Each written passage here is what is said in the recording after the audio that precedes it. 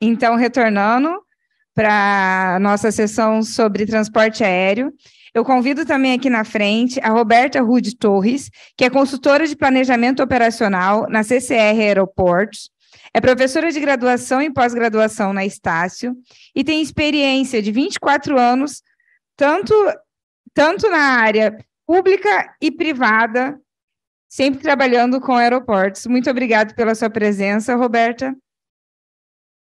Pode sentar aqui. Vamos começar, então, com a apresentação do professor Elton. Por favor, professor, seja bem-vindo. Tem que fazer alguma coisa? Eu acho que já está ligado, né? Eventualmente ele vai votar, eu vou fazer aqui Nós estamos conversando aqui. Primeiro, é um prazer aqui estar junto com a Roberta e a Marina, né? Com a Marina, que é a mais recente professora do Programa de Engenharia de Transportes, né? Que está mediando aqui. É um prazer. Eu possivelmente sou dos mais antigos. Né? Eu fiz meu mestrado no Programa de Engenharia de Transportes, né? O doutorado eu fiz na Inglaterra, mas o mestrado eu fiz, né? E tive a oportunidade, a Roberta, que foi orientada de um grande amigo meu, né? O Márcio, e tive o grande prazer de trabalhar com a Roberta na Secretaria de Transporte do Rio de Janeiro, que realmente entende dos aeroportos, né? Eu sou um estudioso aí, um estudioso do transporte aéreo também há muito tempo, né? Trabalhei no DAC, no antigo DAC, onde eu comecei, mas comecei aqui na COP, num projeto que nós prestamos assessoria ao DAC, né? Depois fui trabalhar no DAC, depois voltei para a universidade e continuei pesquisando nessa área, né? Então, a gente olhando o transporte aéreo no Brasil, né? Depois eu preparei eu estou trazendo aqui uma apresentação que eu já fiz, que eu estou envolvido num projeto do BRICS, né? Do BRICS, que é liderado pela a Universidade Durban da África do Sul, e esse ano todo eu me dediquei a isso, a essa ideia de criar o que a gente chama um Air South Belt, né? Um corredor de transporte vocês vão ver pela transparência aqui, que é independente daquele do que nós chamamos do Global North, né? Que é essas conexões que existem entre a América do Norte, Europa e a Ásia, né? Tem uma densa malha de transporte aéreo lá, e o hemisfério sul é completamente vazio, né? Tudo se dirige para essa malha que existe no norte, né? Então, eu venho trabalhando, fiz uma exposição num evento na China, dos BRICS, né? Depois esse da Rússia, que é na mesma linha, e em fevereiro nós iremos apresentar na Índia também. Nós temos um grupo, né, liderado pela Universidade Durban, na África do Sul, que uma linha People-to-People Exchange and Cultural Integration through Air Transport and Tourism, né? A gente está usando o turismo como âncora, né? Que é onde são a maior quantidade de viagens de pessoas internacionais, né? Então, esse é um trabalho, o Rodrigo é um aluno meu de doutorado, mas também do IBGE, né? Se pronuncia, eu tenho a dificuldade, ele é da África do Sul, né? O de burro. É de burro, mas ele ainda está me ensinando a falar o nome dele, né? Ele é da Universidade do Durban, e a Nukrati Sharma é a professora da Universidade de Kota, dedicada ao turismo, né? ela é dedicada fundamentalmente ao turismo, né?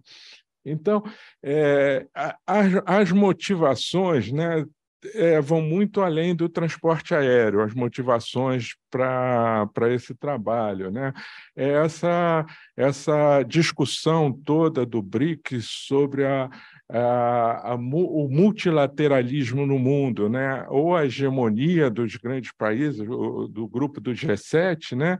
Ou essa ideia de se estabelecer e discutir todos os padrões. Por que um Global South Belt, né? Um Global South Air Belt? Para ter independência, porque tudo que ocorre acaba virando dependente da vontade e da estratégia dos países que dominam a economia mundial.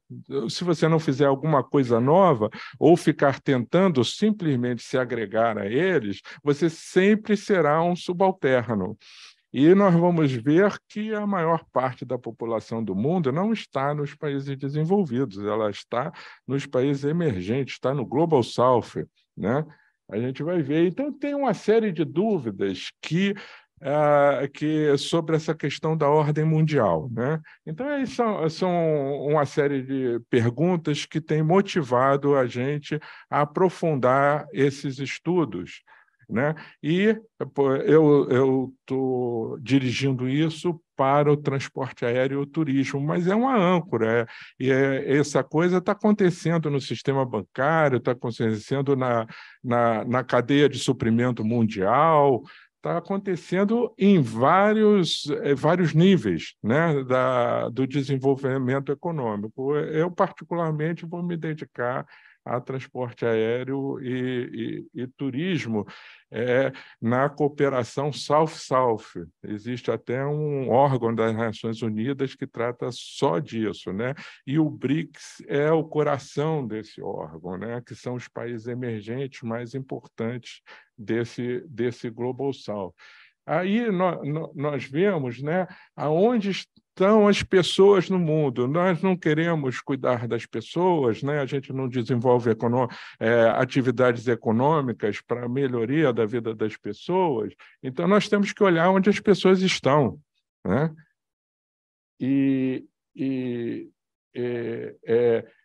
Se você olhar aqui, olha só, a grande quantidade de gente que existe aqui, existe na África, existe aqui quando a maior parte da economia está lá no domínio de uma pequena população do mundo. Uma pequena população que tem quase tudo. Então, isso daí é só uma ideia da distribuição geográfica. Nós trabalhamos para as pessoas, então temos que produzir alguma coisa que traga benefício para as pessoas, né? Aí, como eu estou falando de turismo, né? Para eu começar primeiro com turismo, depois ver a situação do transporte aéreo. Essas bolinhas, né? Elas são os países do Global South, né? Então, isso daqui são as despesas, né? O que as pessoas do Global South gastam de dinheiro com turismo, é só turismo internacional, né? Eu tenho me dedicado mais não ao doméstico, ao internacional. Nós vemos aí que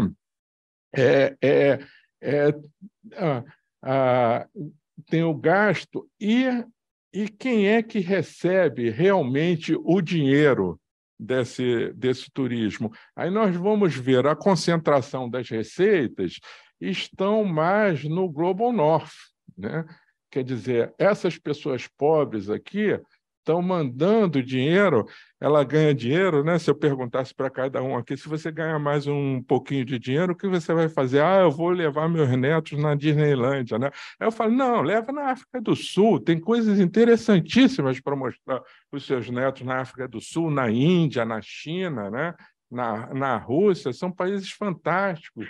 E outros países da África, o Senegal, outros países, mas se a gente olhar, a pessoa ganha um pouquinho mais de dinheiro, ela vai gastar em Paris, vai gastar em Roma, vai gastar, e só pensa em ir para a Europa, né? E eu faço isso, eu costumo fazer a terapia do espelho, eu olho para a minha própria família, né? Um dos meus filhos agora, que é uma pessoa mais abastada, aí o que ele resolveu fazer no Natal? Vai levar a filha dele para a Disneylândia. Ele já foi umas 5 vezes para a Disneylândia. Fala, leva para a África do Sul, para a Índia. Então, eu tenho oposição até em casa, entendeu? Com as minhas... E essa preocupação da questão do bem-estar, né? Por que não fazermos uma associação desses países, né? Desenvolver relações que não dependam da vontade, da vontade. Aí nós temos alguns dados, né? Alguns dados, se vocês notarem, quer dizer, os dados em negrito são os países do BRICS, né? Vocês veem a relação entre população e turistas, né? O turista que chega no país, né? Nos países é muito pequena, né? Enquanto nos países do G7, né? Que são os outros países, né? Que estão aí, que é os Estados Unidos, Japão, Alemanha, França, o Reino Unido, né? A Itália e o Canadá são os 5 países do G7. O recebimento de turistas deles é muito superior, né, ao per capita, e quantitativamente, você vê aquele número medíocre do Brasil de 6 milhões de pessoas, né, que chegam no Brasil. A África do Sul tem o dobro, né? A nossa incompetência. Isso reflete no transporte aéreo, porque essas pessoas maciçamente usam o transporte aéreo, né? Aí a gente colocou, né, eu estou chamando de déficit, né, um déficit de pessoas. Né? O que a gente manda para fora é uma comparação do que a gente manda para fora e do que a gente recebe de turista. Né? Aí a gente vê lá o Brasil, em 2018, que era o último dado que eu tinha da United Nations Tourism Organization, né? 4 milhões de déficit. O nosso déficit turístico no Brasil é gigantesco, é na ordem de bilhões, né? Muitos bilhões. Aí tem a Rússia, a Índia, né? A China já tem um superávit, a China e a África do Sul, né? Então, eu vou passar direto aqui, porque isso daqui tem um paper, né, onde a gente faz uma análise econométrica, né, mas eu acho que não vale a pena entrar em detalhe aqui, que nós comparamos, né, a percepção, a elasticidade a resposta à questão da renda, né, a questão da renda, do passageiro, né, do turismo. Turismo education é o inbound e o outbound, né, o que a gente manda de turismo para fora e o que a gente recebe de turista. Aí fizemos uma análise, vamos dizer assim, econométrica disso também, para dar suporte à nossa discussão. E isto daí é a situação do mundo, né? Nós olhamos lá aquele o Global North, né? O Global North Belt, né? E tá em place. Todo mundo vai para lá para se movimentar. E aqui embaixo, né? Como é que a gente se comunica? Nós temos que ir lá para cima para vir para cá. Eu agora, para ir para a Índia, em fevereiro, eu tenho que ir para Dubai, para depois ir para Delhi, mas por que eu não tenho um voo que vai direto aqui, vai pouse pelo menos na África, né? E depois ir para Delhi? É muito, muito difícil. Ou vou para Frankfurt, e depois vou para Delhi, vou para Londres, depois vou para Delhi. E por que nós saiu passando direto? Eu gostaria de voltar, mas não estou... E isto daqui, esta é uma situação que nos motiva muito, que é o que é isto daqui? Essa bola de fora é uma previsão da classe média emergente no mundo. Se nós olharmos ali no Global North, não tem previsão de mais ninguém, de ascensão.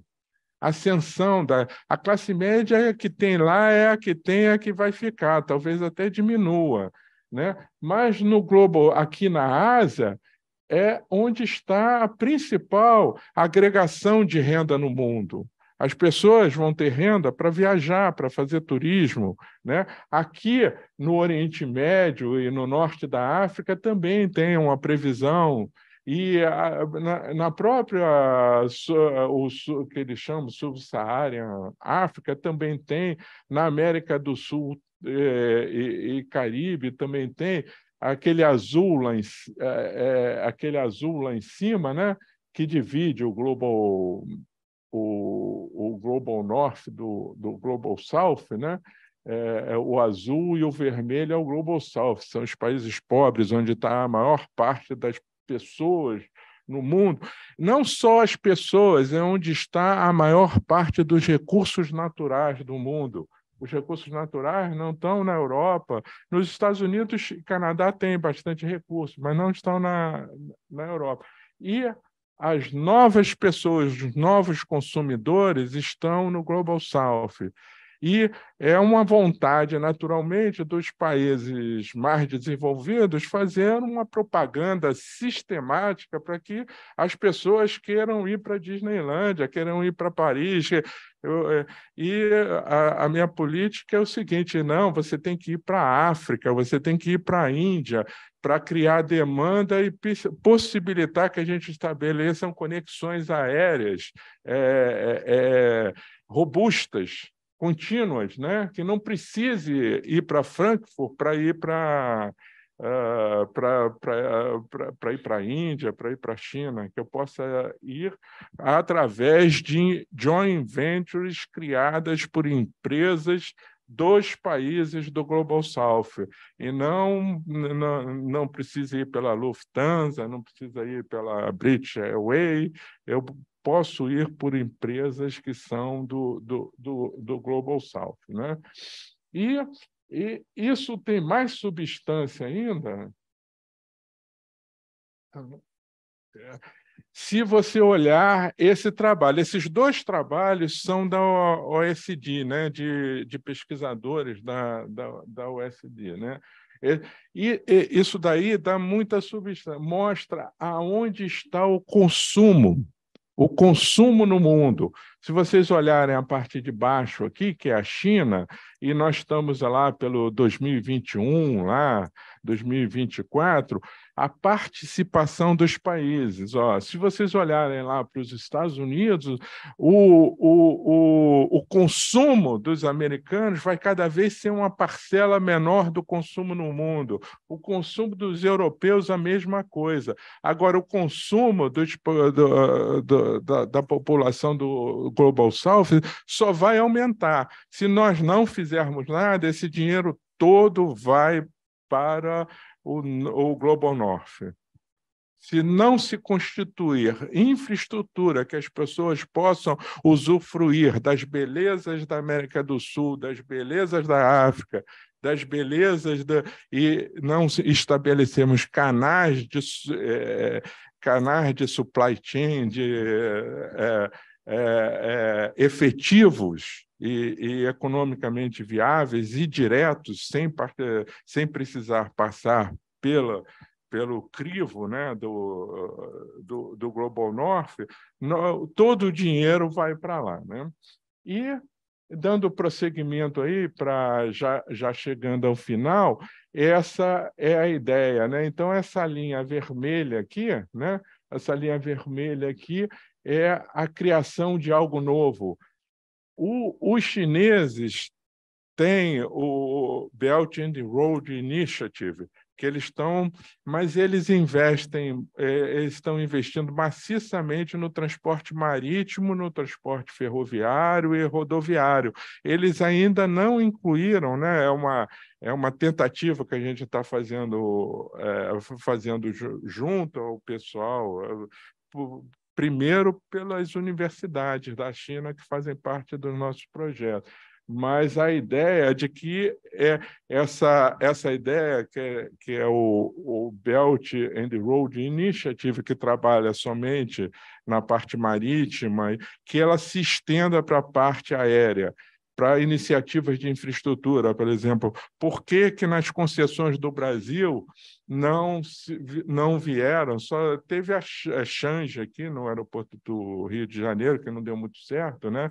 Que não foi para frente, está na situação calamitosa, devolvendo a concessão, né? Mas por que nas concessões dos aeroportos não vêm empresas indianas, empresas chinesas para adquirir essas concessões? Nós temos que fazer alguma coisa, porque senão a gestão vai ser toda uma gestão vinculada ao planejamento estratégico da Fraport, da AENA, que estão... que necessariamente a estratégia mundial delas vai atender aos interesses do desenvolvimento do transporte aéreo brasileiro, né? Então, a gente precisaria começar a inserir... Eu sempre tenho defendido a ideia do joint venture, nunca sozinho, uma empresa do Global South, né, do BRICS, junto com as empresas brasileiras, que foi a grande estratégia da China, né?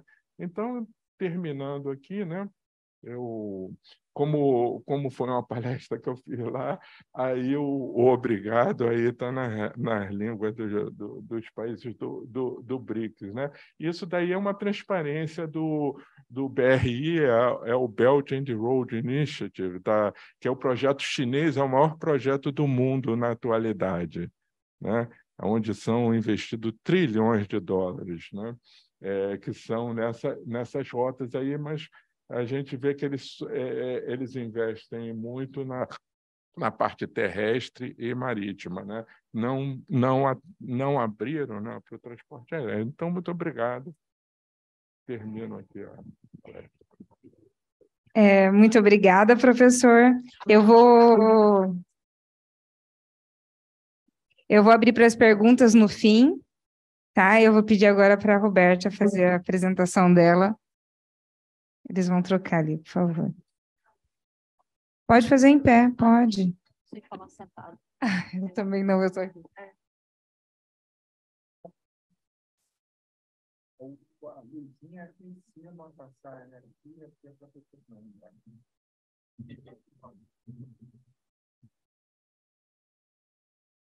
Funcionando? Bom dia, gente. É muito bom estar aqui. Vou só complementar, antes da minha apresentação, duas coisas.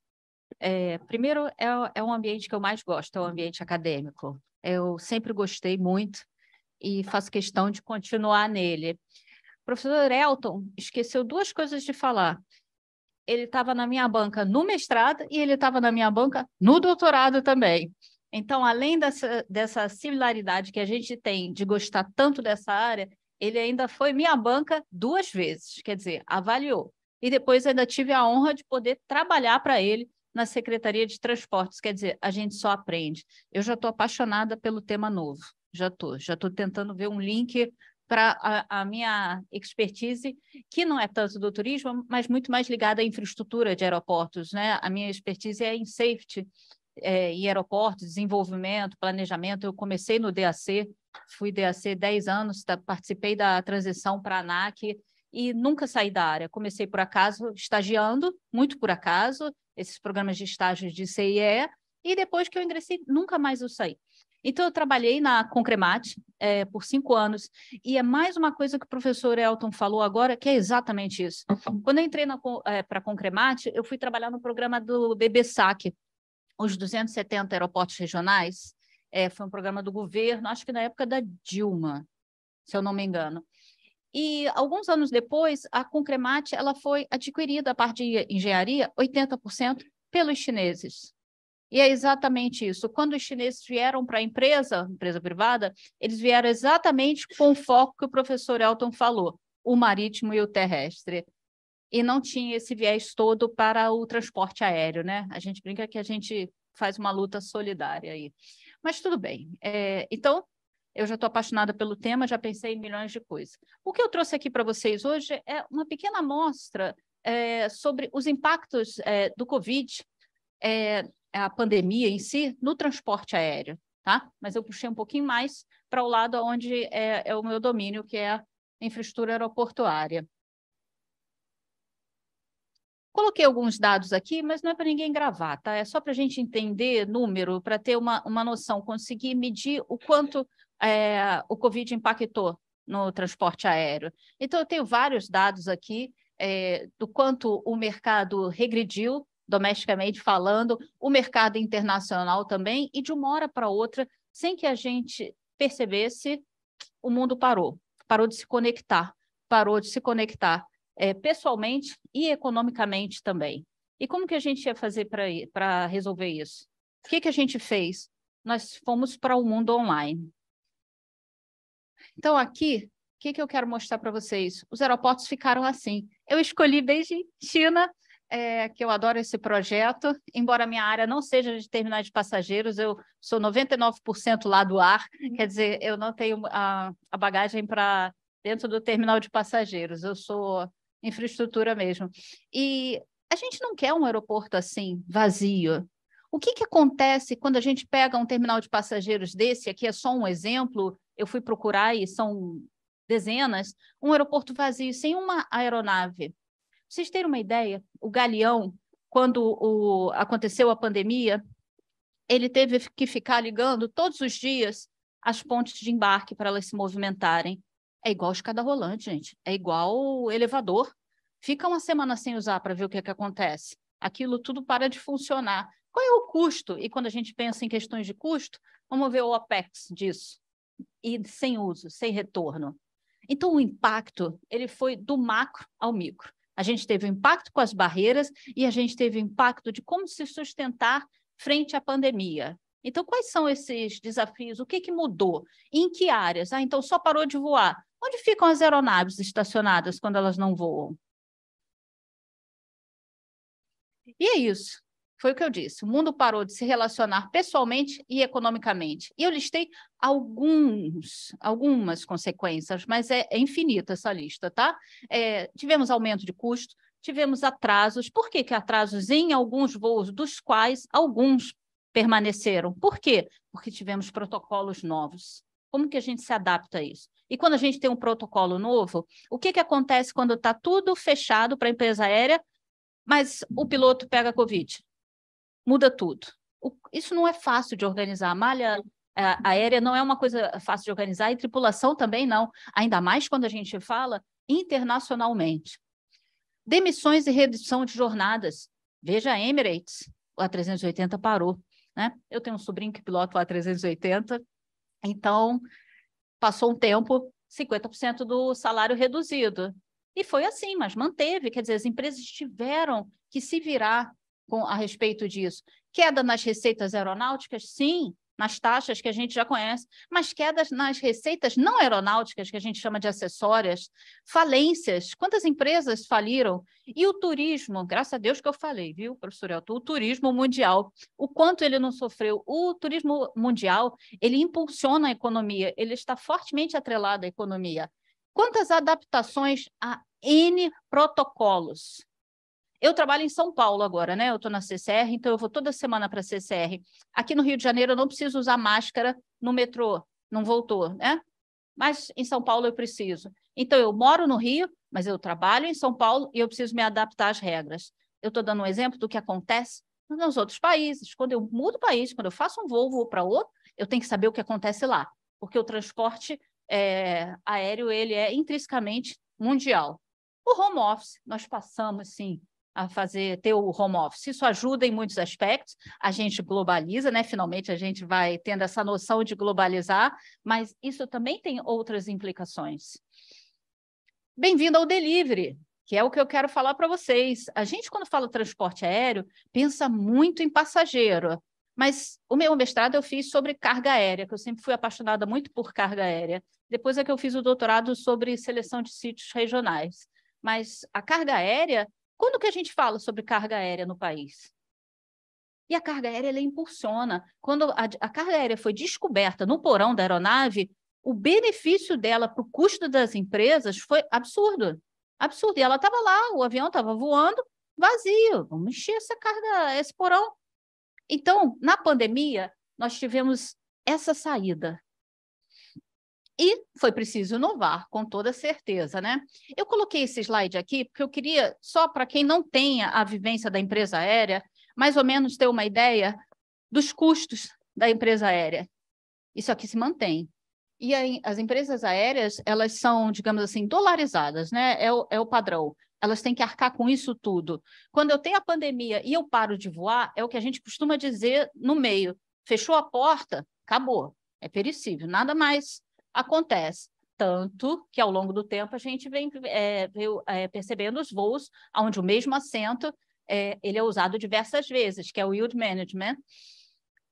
Como que eu lido para pagar isso tudo? E aí eu estou falando só do transporte aéreo, só da empresa aérea, só do aeroporto, mas quais são os impactos indiretos que a Covid trouxe? Como eu falei, as demissões, ou as empresas, ou a Casa do Pão de Queijo. Como será que ela ficou? Porque Casa do Pão de Queijo tem quase todos os aeroportos. Rei do Mate, por exemplo, aqui no Rio. Para quem? Para quem? Você teve o incentivo a usar o cartão de crédito, incentivo a pagar pelo telefone, a não ter contato, a não consumir, a não tirar a máscara, o quanto isso reverbera no resto da cadeia produtiva. Então, essa é a mensagem que eu quero trazer para vocês. Não é apenas parar de voar. Esse parar de voar tem um impacto numa economia do transporte aéreo que é mundial, é muito forte. Ninguém precisa ler isso não, tá? Eu só quero mostrar o quanto o número de medidas que a gente teve, e aqui em cima uma relação, isso aqui eu gostei muito, mundial, exatamente para a gente ver por continente como que a gente sofreu, tá? De 2021, comparando com o mesmo ano, 2019. Essas mudanças todas, e todas essas medidas, distanciamento. Se a gente olhasse como era o controle, como faz security, a inspeção de segurança?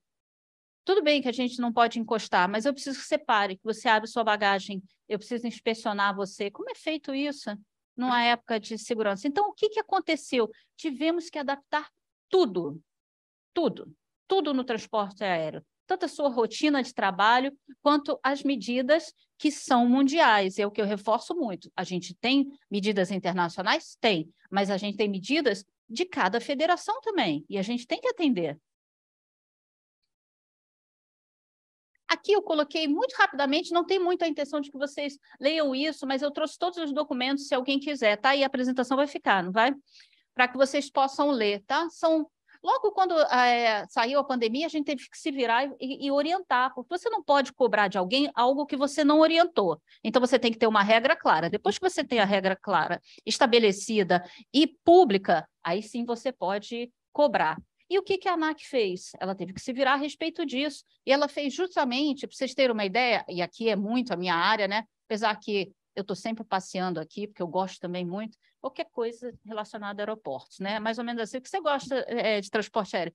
Qualquer coisa aeroportos. Então, sou muito eu. Aqui, tivemos medidas diferentes para safety. Safety é a segurança operacional de voo. O que mudou?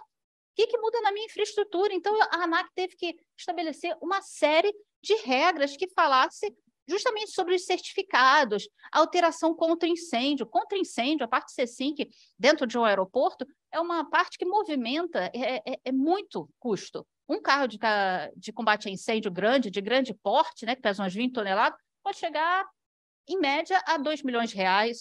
Então, você vai parar esse carro, como é que fica? O treinamento tem que fazer, dentro do aeroporto, você tem treinamentos constantes. Como você vai fazer na época da pandemia? Pode parar? Não pode parar. Algumas áreas não puderam parar, simplesmente não puderam parar. Aqui fala dos treinamentos, quer dizer, é um manual muito curto. E depois, para security, a questão das reuniões, das obrigações todas que a gente tem. E trabalhando numa concessionária de aeroportos, né? A CCR tem 16 aeroportos, a gente tem essas medidas para todos eles e com os outros aeroportos com os quais a gente opera também. Então, a ANAC fez isso, para vocês terem uma ideia da quantidade de medidas que tiveram que ser revistas para fornecer tranquilidade às operações. Senão vira caos. E o caos a gente não quer. E gerenciamento de risco de caos é uma das coisas que a gente faz muito dentro dos aeroportos. Estuda muito. E aí, eu deixo aí para vocês essa frase, justamente com essa imagem de todas as aeronaves em solo, sem operar.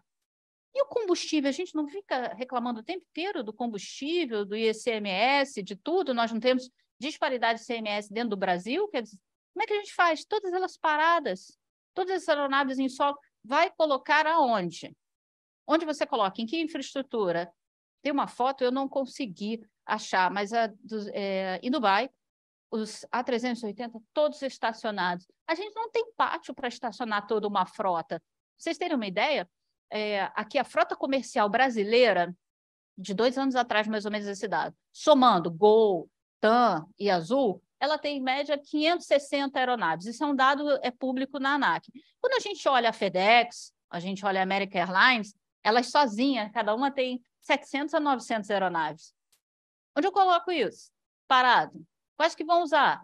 Os A380, que é um exemplo que eu uso muito, eles pararam por quê? Porque são aeronaves de grande porte. Um A380 cabe 540, 35 passageiros, né, se for na configuração média deles.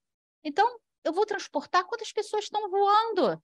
Vou colocar um A380, será que isso é viável para 50 passageiros? Não. Então, as empresas aéreas, elas sofreram muito. Por outro lado, tivemos isso aqui. E isso aqui foi a carga. O transporte aéreo é o único do mundo, né, que consegue voltar no tempo, tá? Vem lá da Europa para os Estados Unidos, e eu nem estou falando aí das aeronaves supersônicas, eu estou falando só apenas, a gente consegue voltar no relógio. Então, passamos a transportamos vacinas, transportamos encomendas. O quanto que não cresceu a Amazon, o Mercado Livre? Vocês já viram a frota da Amazon? Só cresce, estabelecida em vários, né? Eu dou uma disciplina na Estácio de logística da carga aérea, e a gente analisa justamente isso, como é que ela faz para atender. Eu mesmo fiz uma compra anteontem de noite, já disseram que vão entregar hoje. Então, como faz essa logística, essa cadeia de suprimentos que sofreu muito com a pandemia? E é o que a gente vê aqui. Quantas imagens dessas vocês não viram? Eu procurei no Google algumas e foram milhares. Tive muita dificuldade de selecionar a imagem, porque é isso. O Brasil que transporta vacina, nós não tivemos isso, tanto a FAB quanto a Azul não fez campanha, a Gol, a TAM, todas as empresas aéreas, nós precisamos transportar. E a vacina é carga aérea. Ela é uma carga aérea. E a gente viu vacina sendo transportada em assento de passageiro também. Nós vimos isso tudo. Então, são as medidas, é o jeito que a gente conseguiu. A pandemia pressionou essa produção da cadeia de suprimentos e a carga aérea. Aí eu vou mostrar nos próximos slides como que o passageiro sofreu a movimentação de passageiros, né? Passageiros embarcados e desembarcados, mas como que a carga, digamos, ela sofreu um pouco menos, porque teve essa movimentação de mercadorias pelo mundo. Você não pode sair, então a carga vai até a sua casa. Muita gente que não estava acostumada à modalidade online e a fazer compras pela internet, mudou de ar na mesma hora. Na mesma hora. Não tem um supermercado hoje em dia que não faça uma entrega. Não tem. Agora é Zap ainda, que a gente usa no WhatsApp. Mas se você quer uma coisa de outro país, ela vai chegar na sua casa, ela vai bater na sua porta já já. E não vai demorar. Não vai. Então, essa imagem que eu coloquei aqui é só para vocês olharem a questão das barrinhas, tá? Aqui, passageiro, embarque mais desembarque, 2018, 19. Aqui o 20, o 20 é aqui, e aqui o 21, 20 e 21, desculpa. Está faltando 21, acho que está escondido aqui embaixo. O que acontece? A gente tinha, e ela foi caindo. Se a gente compara aqui 2020 com 2018, nossa senhora, metade. E agora que a gente está começando a se recuperar? Agora, temos uma perspectiva muito boa para essas férias de dezembro no Brasil e no mundo. Mas, ao mesmo tempo, a gente tem visto algumas coisinhas na mídia aí. Quando a gente olha para a carga aérea, a gente já vê que o dado não é tão brusco. Aqui são os 10 primeiros, tá? O que mais movimentam carga em 2018, carga mais correio, tá? E aqui, 2019, vou crescendo, 2020. Quando eu chego em 2021, que eu comparo, não é tanto. Teve queda? Teve. Mas foi uma boa saída para as empresas aéreas transportar mais carga. E aí, o que acontece? Os desafios no pós-pandemia. A pandemia acabou? Eu ando com máscara ainda na bolsa, tá? E quando eu fui fazer o registro aqui, a primeira coisa que eu perguntei, preciso de máscara? É muito difícil dar aula de máscara, tá? É muito difícil dar aula online quando você não vê os alunos. A gente estava conversando na Arena, eu dei aula a pandemia inteira em casa. Você não vê, eu não leio os olhos, o rosto, as expressões. O transporte aéreo tem muita sigla, muita coisa internacional e eles não entendem. E eu preciso ler nos olhos dos alunos o que eles entendem ou não. E aí, eu sozinha falando. Não tinha nenhum movimento. No último dia de cada semestre, de cada disciplina, eu pedi, vocês podem ligar as câmeras? Quero ver vocês. Aí, quando as aulas voltaram presencial, um monte de gente me parando no corredor e eu não sabia quem eram esses alunos. Não tinha visto. E, aliás, todo mundo tem sempre a mesma opinião quando eu estou dando aula online. Depois, quando me conhece, diz, nossa, achei que você fosse mais alta. Quer dizer, eu acho melhor eu ficar no online mesmo, porque aqui só com sapato. Mas tudo bem, isso aí dá para resolver. A grande questão é essa aí, gente. É isso que eu quero mostrar para vocês. Desafio pós-pandemia. Olha aqui, professor Elton. IBGE falando. Estamos aqui em maio. Esse dado é de maio, essa reportagem. Está 12 de maio, aniversário da minha irmã. IBGE, transporte aéreo impulsiona índice de atividades turísticas. Maravilha, maravilha. Vamos voltar a voar, a conhecer lugares, tudo bem. E aí, quando eu olho, lá em novembro de 2022, o uso de máscara volta a ser obrigatório. Então, nós não temos ainda esse conforto de que está solucionado. Nós temos vacina, temos medidas, temos uma série de protocolos, mas ainda não nos livramos. Isso gera uma certa incerteza no mercado e também para a área de transporte aéreo. E a gente vem aprendendo a lidar com isso para não ter mais uma queda tão brusca, tão brusca. Esse eu acho que é o último.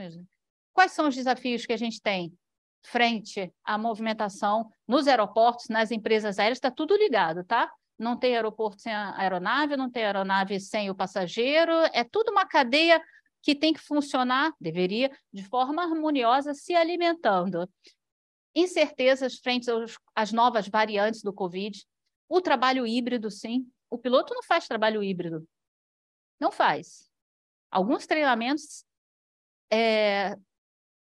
eles estão sendo até desenvolvidos, a gente tem muito questionamento, os alunos me trazem muito isso, né? São pilotos, a maioria, então eles falam muito sobre isso. Nossa, mas o treinamento que era presencial, onde eu era o checador, outro dia me falaram que tem curso de checador online. Eu queria entender, mas eu não piloto ainda, então eu queria entender como é que faz o checador online.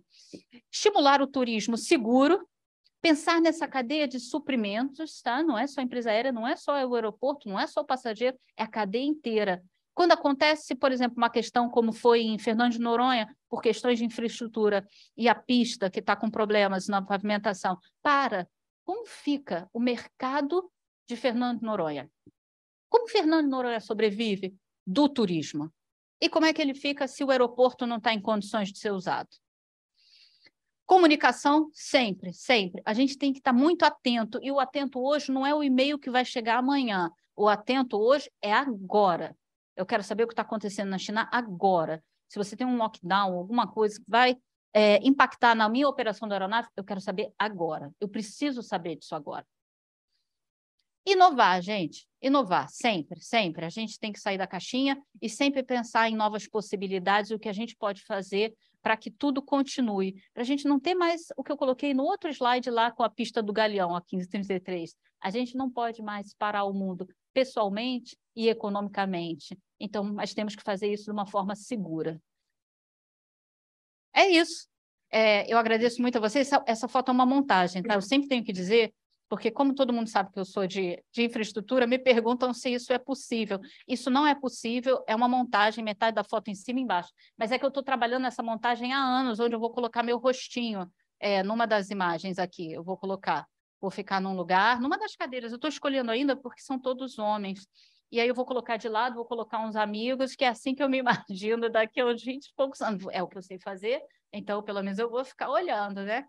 Agradeço aí vocês a apresentação, tá? A participação. Muito obrigada, Roberta. Eu gostaria de abrir para perguntas da plateia, ou também, se tiver alguma pergunta online. Vou começar devido à timidez.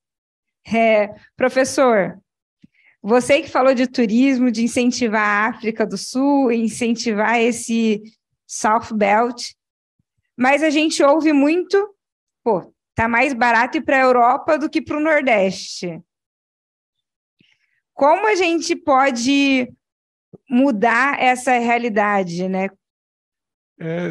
Você precisa estabelecer, a demanda existe, só que atualmente, né, por causa do costume das pessoas, né, nós não, para você operar uma linha, por exemplo, existe uma regra, você precisa de 60% de load factor, por exemplo, é uma regra básica assim, para a linha estar operando. Então, mas as pessoas precisam conhecer o que acontece. Isso aqui virou o instrumento que leva as pessoas a tomarem decisão. Só que existe uma mídia que não bota na cabeça das pessoas essa possibilidade.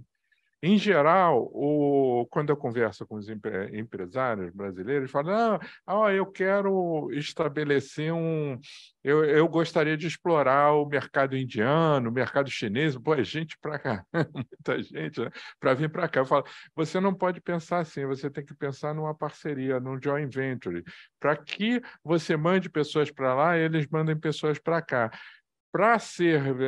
Por que é mais caro? Porque lá existe uma economia de escala, existe todo um fluxo, né, que as pessoas não veem a demanda dessa ligação direta. Hoje, por exemplo, 10 mil reais uma passagem para você ir para a Índia, para ir para a África do Sul, a mesma coisa, você tem que ir lá em cima, depois descer aqui. A demanda está na cabeça das pessoas, a demanda existe, só que como nós vamos convencer as pessoas que a melhor opção não é ir para a Disneylândia, não é para ir para Paris, não é ir para Roma, é para ir para a África do Sul, porque as pessoas viajando existem. Agora, como diz lá o pessoal de marketing, você tem que botar na cabeça das pessoas para que a empresa aérea perceba que existe a demanda. A demanda, ela existe. Nós vimos aí o crescimento do consumo dessa classe média emergente, ela está ali. Agora, nós temos que oferecer o serviço para que ela use. E não basta só oferecer o serviço, ela precisa saber. Se ela não conseguir identificar a disponibilidade do serviço e não conseguir for mais fácil eu marcar um hotel em Paris do que na África do Sul, eu vou marcar o hotel em Paris na hora que eu for passear. Se eu achar que é mais seguro ir para Paris do que ir para a Cidade do Cabo, eu vou, mas lá em Paris tem essa e essa atração, na Cidade do Cabo, possivelmente tem também, só que você não sabe. Tem todo um trabalho, porque não tem a demanda estabelecida ainda, mas a demanda existe. As pessoas precisam se empenhar, o que eu agora começo a conversar com os empresários, a mostrar para eles que eles precisam fazer algum investimento, não é só lá pegar. Você tem que mostrar para as pessoas que o serviço existe, que os hotéis existem, que existe a frequência de voo, vai ter a frequência de voo, e para isso você precisa de joint venture, precisa de investimentos. Por isso, essas coisas estão mais caras, porque não tem a economia de escala correspondente. Mas não é que não exista demanda, você vai precisar fazer todo um trabalho de colocar na cabeça das pessoas essas novas oportunidades de consumo, né? Aí o preço vai ficar acessível. Mas, inicialmente, tem que haver um incentivo, tem que haver alguma coisa que, uma vontade, né? Eu vi o Banco dos BRICS, por exemplo, fui ver os últimos investimentos deles, eles estão investindo um dinheiro imenso, né? Uma crítica que eu estou fazendo, na empresa de saneamento de São Paulo. São Paulo é o estado mais rico do Brasil. Por que o Banco do BRICS está investindo esse dinheirama em saneamento em São Paulo e não está aonde tem mais necessidade, né? Porque eles foram lá buscar, entende? Nós não fizemos nada. Então, essa inércia, né? Essa inércia de não fazer nada e querer que as coisas aconteçam, está mais caro por causa disso, não é porque não possa ser mais barato.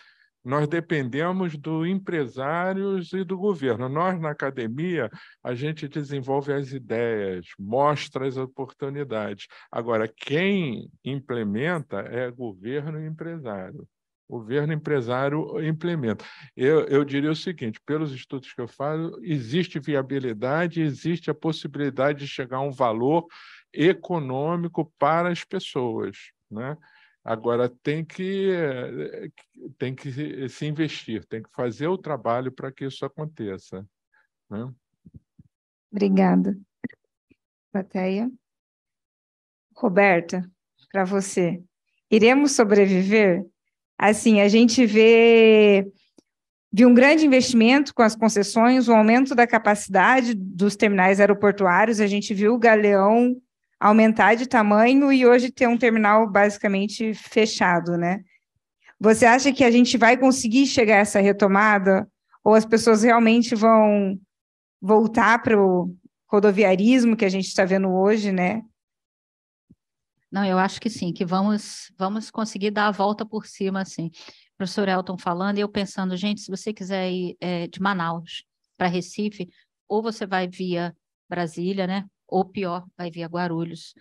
Demora mais do que você ir para a Europa. Então, tem essa questão da malha urbana, tem a questão muito de frota também, o impacto. Nossos aeroportos não são todos que comportam no pátio ou na pista aeronaves de grande porte. Para cruzar o Atlântico, você precisa de aeronaves de grande porte. Para a gente ter uma ideia de como é complexo planejar isso. Quanto à demanda, eu acho que está todo mundo louco, e é o que eu tenho visto, tá? A gente também está se preparando muito na própria CCR para atender essa previsão de aumento de fluxo para o período de férias, o que vai ser fantástico. Algumas empresas aéreas divulgaram que já ultrapassaram os seus valores relacionados a 3 anos atrás. Então, a gente tá muito feliz com isso e acreditando, mas os protocolos continuam. E a gente só não pode sofrer o impacto de parar. A gente tem que continuar, mas de uma forma segura para os funcionários e para o passageiro também. Você também falou da questão de logística. Você acha que, a gente tentando ver o lado bom da pandemia, que é sempre muito difícil, que ele trouxe uma expertise para o aeroporto diferente na organização logística e que vai ficar aí como um legado importante? Quem conhecia a carga aérea? Quem já tinha ouvido falar em carga aérea antes disso? Aí pensa na FedEx, né? Pensa no filme lá do Náufrago, sempre pensa. Aliás, sempre foi meu sonho trabalhar na FedEx. Pensa nesse tipo de coisa, mas a carga aérea, como eu falei, a vacina é a carga aérea. O pacotinho que chega na sua casa, daquela empresa que eu esqueci o nome, mas que faz muita propaganda, acho que é Shen, vende carga aérea. E nós temos aeroportos específicos que são um portão de entrada para esse tipo de carga. Depois, continuamos ainda, em muitos aspectos, distribuindo no rodoviário.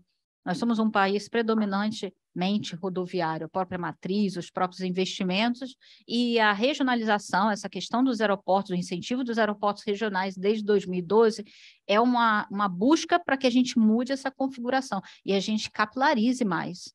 Em 1950, por aí, a gente tinha 450 cidades atendidas, né? A gente não tem isso tudo hoje, a gente tem que retomar, porque o Brasil é rico, rico demais. Então, esse mesmo pacotinho da Amazon que vai chegar na minha casa, no Rio de Janeiro, no Sudeste, num PIB desse, tem que chegar lá no Oiapoque também.